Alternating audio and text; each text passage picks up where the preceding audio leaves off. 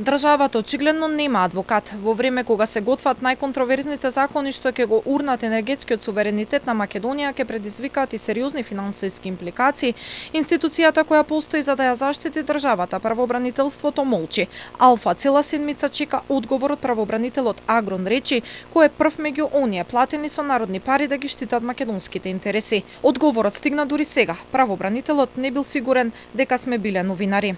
Вашиот мејл е испратен од мејл адреса на приватно лице за кое немаме никакви информации и податоци дека станува збор за акредитиран новинар. Понатаму се повикувате дека прашањата се за потребите на Алфа телевизија, за кое нешто исто така немаме податоци, во смисла дека станува збор за новинар кој е ангажиран од конкретната телевизиска куќа. Овој одговор го добивме откако претходно лично разговаравме со државниот правобранител кој ни побара повеќе време, а потоа пристана да крива на мобилен телефон и да одговара на SMS пораки. Инаку, според Законот за стратешки инвестиции, пред некој проект да добие статус стратешки со кој добива огромни бенефиции од државата, Амин мора да даде државниот правобранител. Владата го утврдува текстот на предлог законот, со кој се уредува реализацијата на стратешкиот инвестиционен проект по претходно добиено позитивно мислење од Државно правобранителство на Македонија. Законите се веќе во собранието, а правобранителот крие дали и какво мислење дал.